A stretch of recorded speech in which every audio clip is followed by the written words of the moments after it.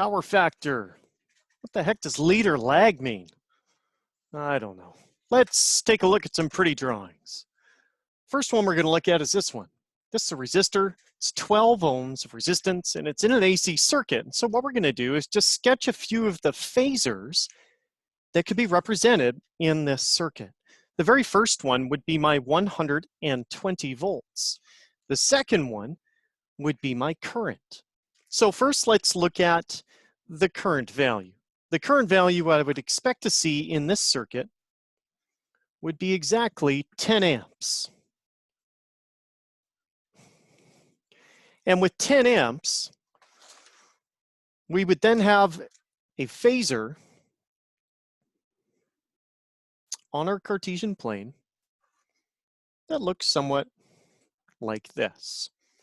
So there's my phasor, and it's 10 amps, and it's going to be the reference phasor, as in it's going to be placed on the horizontal, and that means it is at 0 degrees. Now remember, there's also a voltage, and the voltage across my 12 ohm resistor is 120 volts. And since it's a resistor, we know that it is in phase. And that means that the value of voltage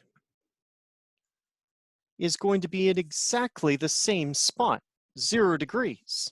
So this would be 120 volts at 0 degrees.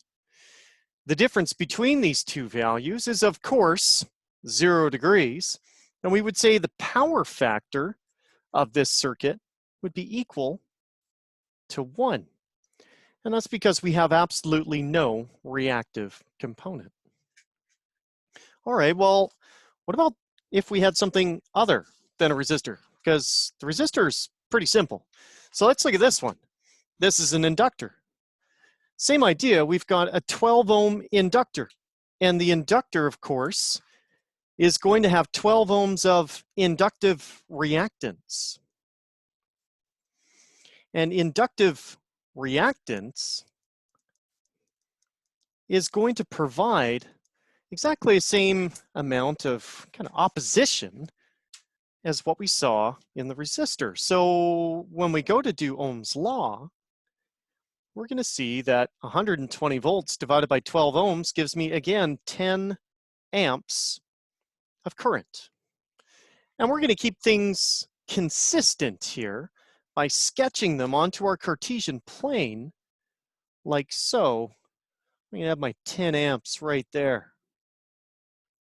That's 10 amps. And remember, you always have a reference phasor, and we'll get into this later on in the course, at 0 degrees. If it's at the horizontal right here at the 0 point, its angle is then 0 degrees. All right, well, what about the voltage? The voltage for this inductor will be 120 volts. And 120 volts, well, where's that current or that voltage going to be?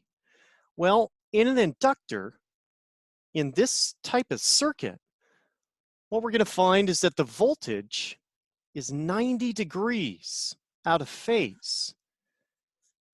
90 degrees out of phase. And remember, this has to do with the difference between where our sine waves are when we have an inductor.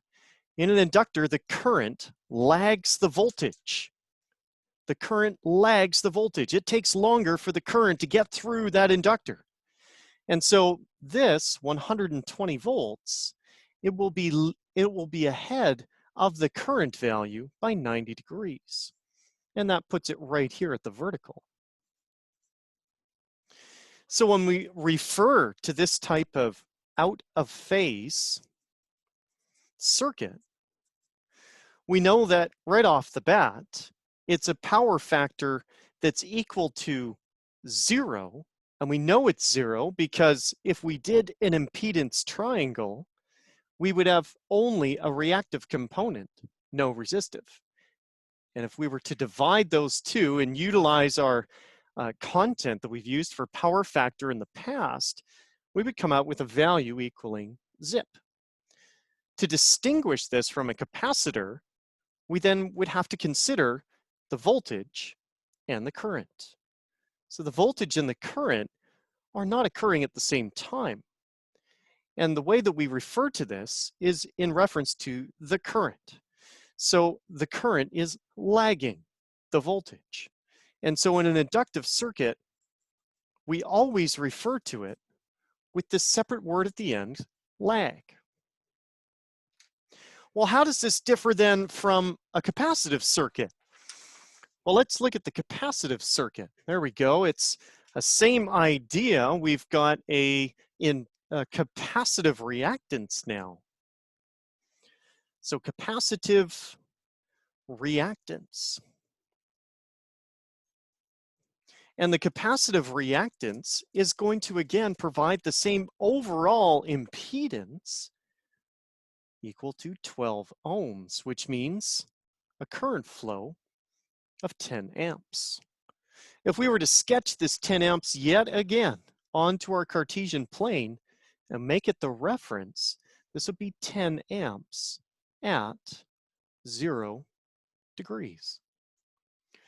Now, what about the voltage? Well, remember with a capacitor that the current value leads the voltage. So go back to capacitors and look at the sine waves that we identified in the past. The current value leads the voltage. And what that means is that when we sketch it onto a Cartesian plane, instead of the voltage being out of phase by 90 degrees vertically up here, it's going to be vertically down here. It's 90 degrees out of phase. However, now it's in the opposite side of the diagram. So now we've got 120 volts. And now we've got to subtract that 90 from 360, right, down here. This would be at 270 degrees. So just like the inductor, we would consider this to be an out of phase circuit. And we could use our impedance triangle to calculate what the total Z would be, and then use the impedance triangle to calculate the power factor. And again, we come out with a power factor equaling zip. So to distinguish an inductor from a capacitor, seeing that they both have the same numeric value, we refer to this one again in reference to the current, and we say the current is leading the voltage, leading. And so because of that, we always refer to a circuit which has more capacitance as lead. So this gives you a little bit of perspective on where we are going with all of this different theoretical content. We're going to start building circuits and calculating the values within based on our knowledge of how they interact together with the triangles, as well as sketching them on our phasor diagrams. I hope this went a little ways to clarify what the terms lead and lag mean in reference to an AC circuit.